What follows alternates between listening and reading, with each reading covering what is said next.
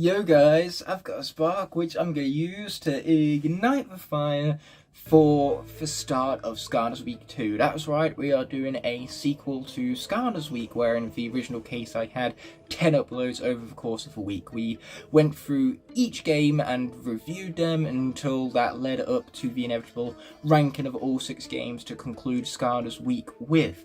Well, what I'm going to be doing for Skylanders Week this time is that we're going to be going through all 6 games again and ranking the levels from each one, and that is slowly but surely going to build up to Sunday's premiere, where we're going to be ranking every single level from the entirety of the Skylanders franchise. So that's right, Skylanders Week is once again a concept where I introduce something from each and every game, and then we rank everything that has been building up to it. Plenty of things to look forward to in the Skylanders Week 2. I even have a couple of episodes of Skylanders Imaginator Soul Seekers to debut as part of this event, as well as a very special video planned for tomorrow, so definitely be sure to stay tuned with the channel here over the course of a week, where 10 Skylanders uploads are going to be going live one after the other for an entire week filled with 10 Skylanders uploads. You heard all of that right, folks, but enough of my repetitiveness. Let's talk about what's going to be kicking off Skylanders Week 2 here on the channel, and that is going to be, obviously, for ranking of all of the levels in Skylanders Spyro Adventure. If the title does not lie, we're looking at all 26 levels, including the 4 Adventure Pack levels, and we're going to be ranking them all from worst to best. So without further ado, let us roll the intro and get straight into ranking, which is based on the level's quality when it comes down to the different elements found within the level, how they balance each other out, just the overall level design, so not only how good the level is, but then on top of that there's also personal reasons behind it, perhaps nostalgia, especially since for the first time I played through these levels will give me a more personal tethering to certain aspects of them, which is why quality and nostalgia are our 2 main factors for ranking moving forward here. Bearing in mind that this is my personal list, please feel free to share your ranking of all of the Spyro Adventure levels in the comment section below, but please remember to be respectful of one another's opinions, because at the end of the day, we're all personal, we're all unique, and because of that, we all connect to different levels throughout this game for different reasons. And now, with all of my blabbering out of the way, let's finally roll that brand new intro without further ado.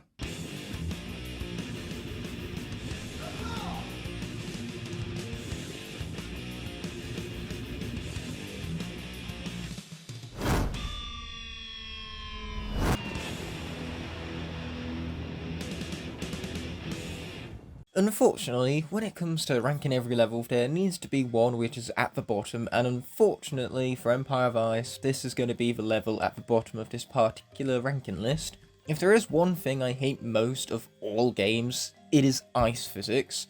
The idea is to feel in control as you interact with your characters, so using these physics, it turns your Skylanders from fun characters you take control of to beat up bad guys into characters that randomly slide around the level without any sort of predictability behind it. This restrictive movement is poor for pacing due to just how unfun and tedious it can get.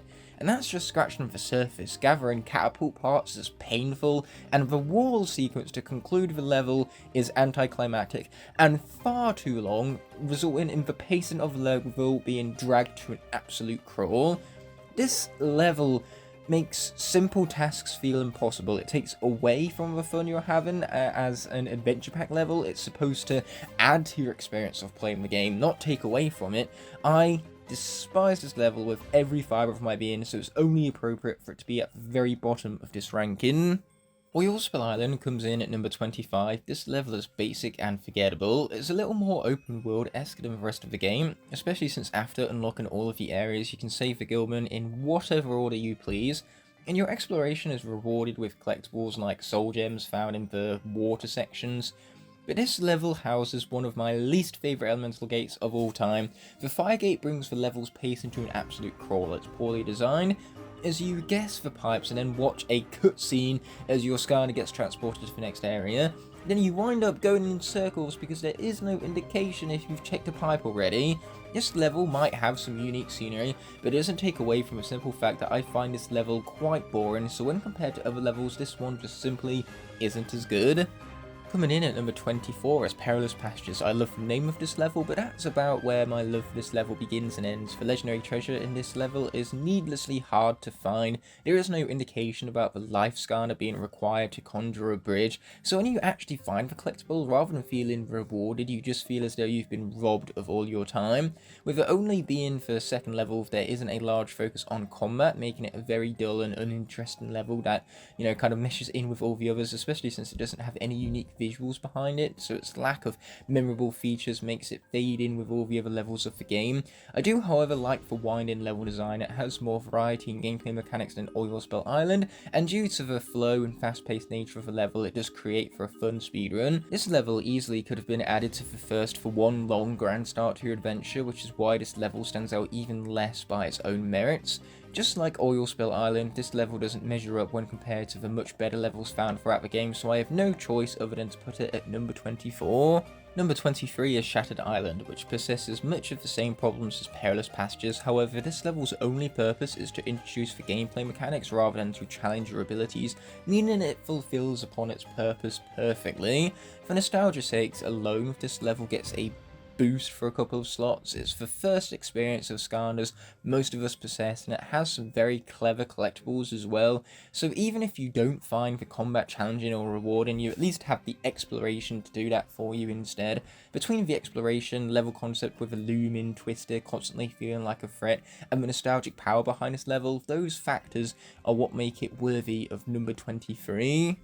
But number 22 is going to be Pirate Seas, yet another disappointing adventure pack level which adds very little to the game. I love the music, it really immerses you into the pirate theme, building up an atmosphere, but outside of that, there are too many pirate card games that slow down the pacing of the entire level, as they're simply just way too easy to complete.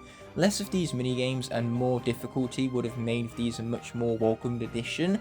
I would also make them an optional task, except for the first and the last game, so then you could learn how the game was played and then be challenged by it at the very end. On top of that, the pirate ship sequence is long and tedious, just like destroying the wall and Empire of Ice. It makes the level have a really anticlimactic ending, making you feel unaccomplished by the end. It's a shame because I like the level design for the traditional combat and exploration. There are some cleverly placed collectibles here, and the pirate theme for the town is quite fresh and welcome when compared to the rest of the levels. I wish we had more of that incorporated into the level over the dull, unforgettable pirate card games.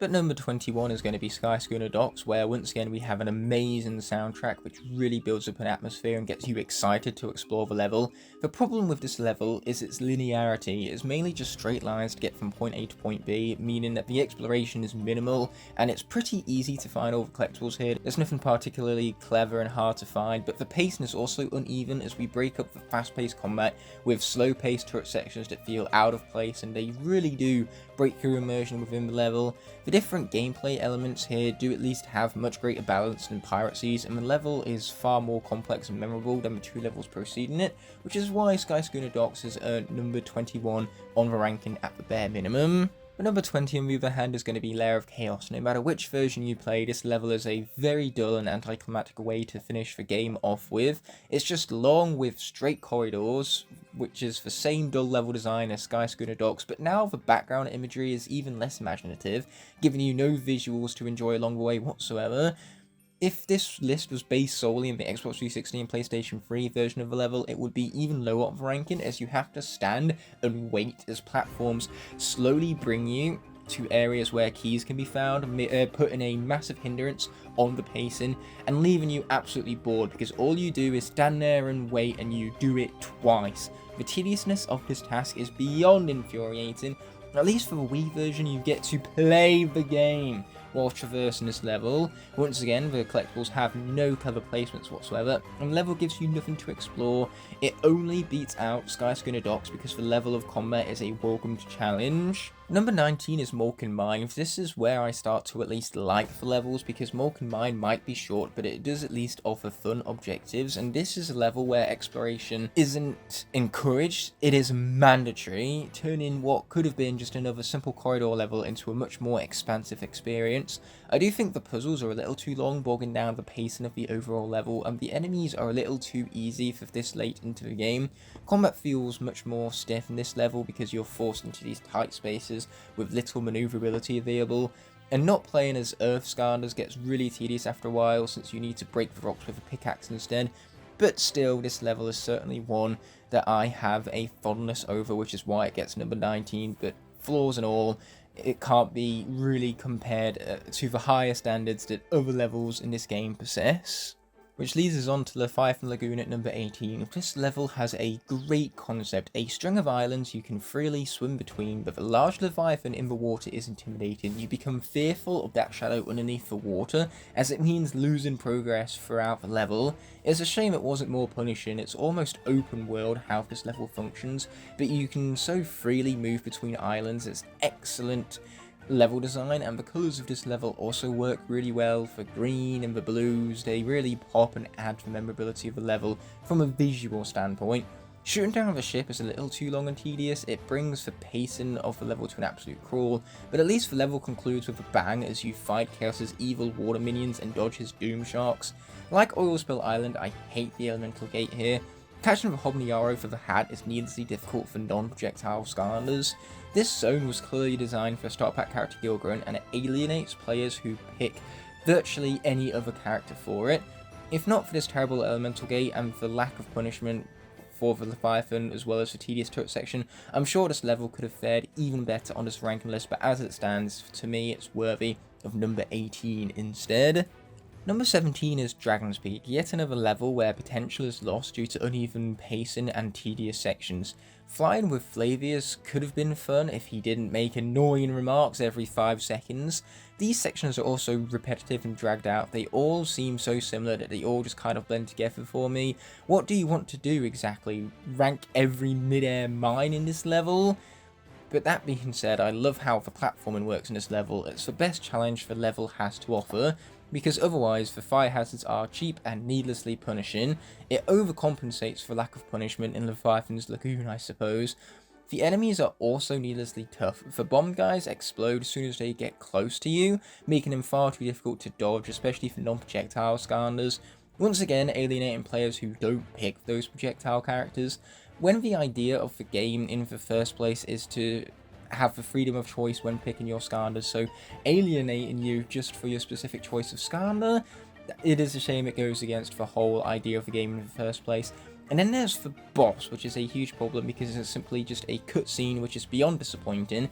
It builds up to the fight, only for the tensions to de-escalate so easily, and once again it leaves you with an unfulfilled feeling come the end. It's a shame that the really good level design and great platforming challenge and unique visuals go to waste in a level where the pacing is terribly inconsistent and you're let down by a cutscene over a boss fight.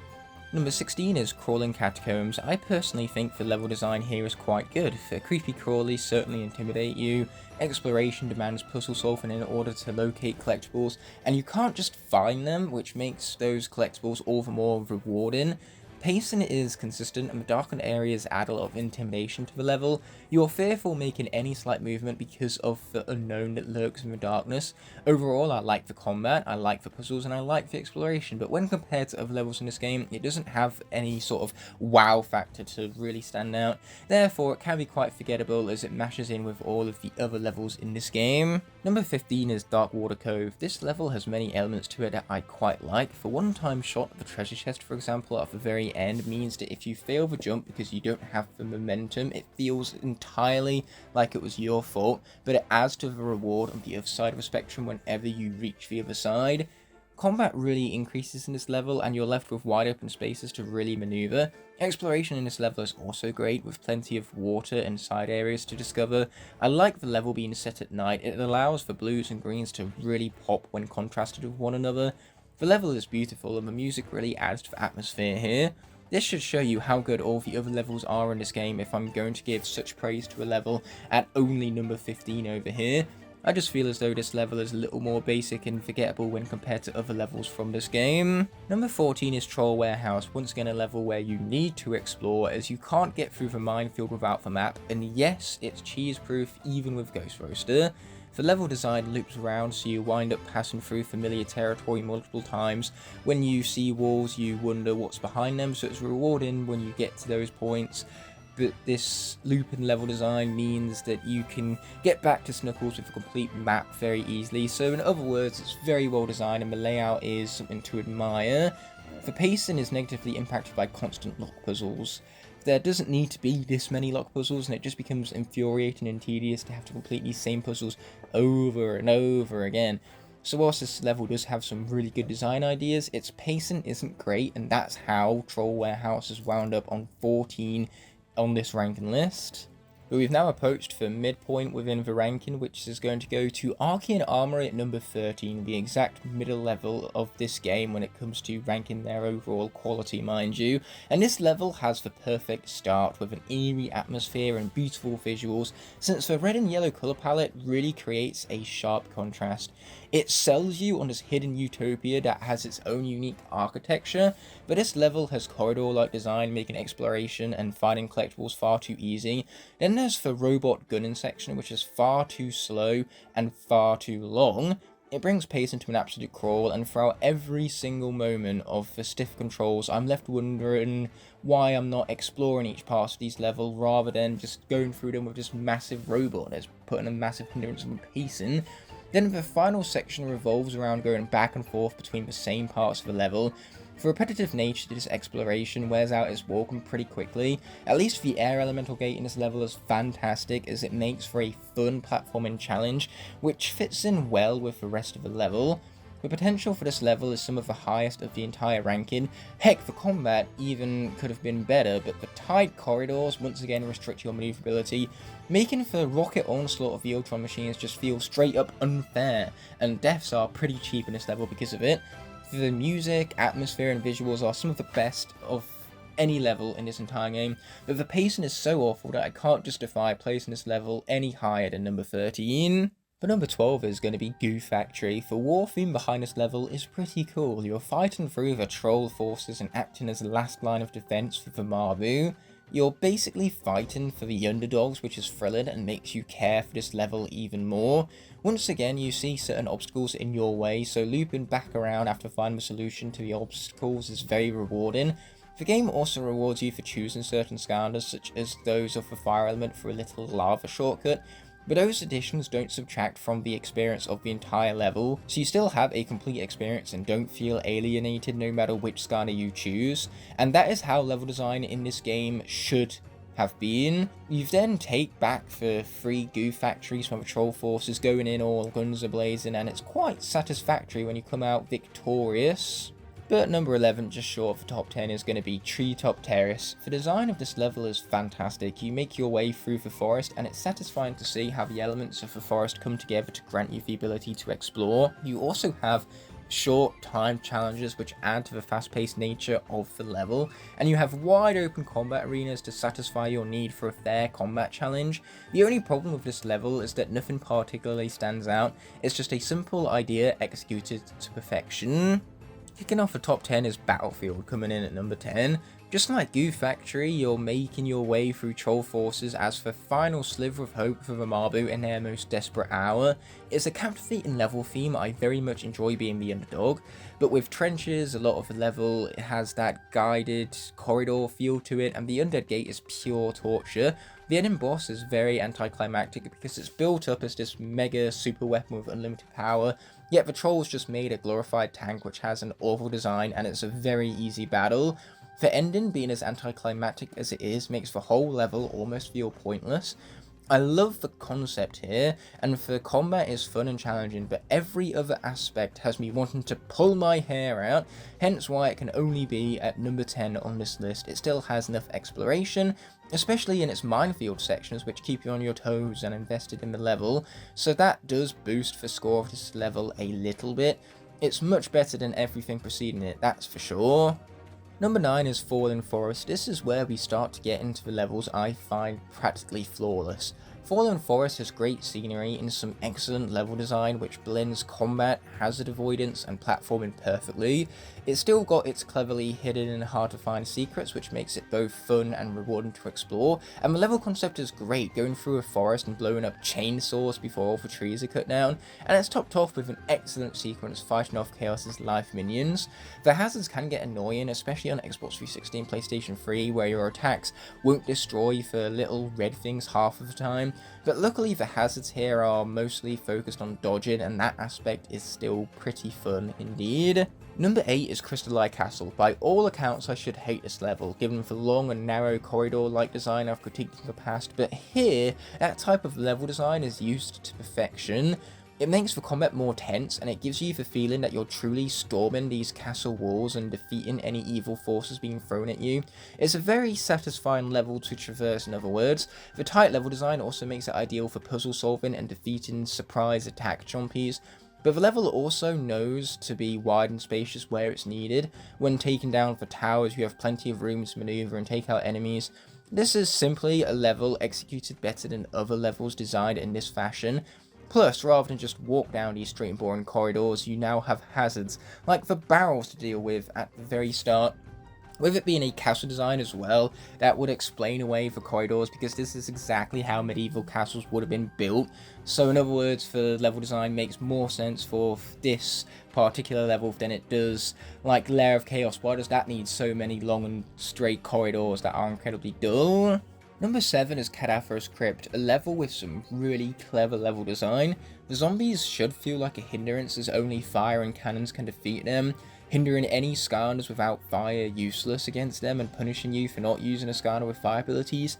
However, the game instead challenges your resourcefulness rather than your Skylander choice. Whenever zombies show up, you can always find candles or cannons to defeat them that way instead. Plus, it's a great attention to detail with how any fire ability can defeat zombies. So not just fire Skylanders are useful here. Spyro and Drobot, for example, are non-fire Skylanders, but they possess fire-based abilities that can still defeat the zombies. The zombies aren't the only thing which make this level cool, it's also the labyrinth-style level design. The whole level is a maze which begins to open up as a reward for your progression. You even see the end at the very beginning, so you know what you're working up towards, and then looping around to find a key and grab a cannon is really satisfactory. In other words, you're looping around to get back to the beginning with artillery you didn't previously have, and like I said earlier, that is incredibly satisfying, and so it's thanks to the excellent level design and traversal that makes this level so memorable to me. Number 6 is Stormy Stronghold. Of all the early levels in this game, this one is by far the best. You have a menacing tornado to deal with in the background the entire time, which is a constant reminder of your end goal as well as the challenge that lies ahead. This is the first time in the game the combat was a real challenge. I remember playing this for the first time with only the 3 starter pack characters, and in the end, Trigger Happy was the only one not defeated by the onslaught of enemies, making this level real nostalgic for me because it was the first time that Skylanders was a challenge. This level also blends combat and hazard avoidance perfectly. It has well-paced and rewarding collectibles to find, the air elemental gate makes for a nice platform and subversion, and overall the level is visually engaging, challenging and memorable, especially thanks to the epic music, which gives you this grand feeling as you bring an end to this tornado and rebuild the castle within it. It's detailed and visually stunning to see parts of the castle inside of a tornado, and then to get to explore those parts you saw within the tornado when you rebuild the castle is all very aesthetically pleasing indeed.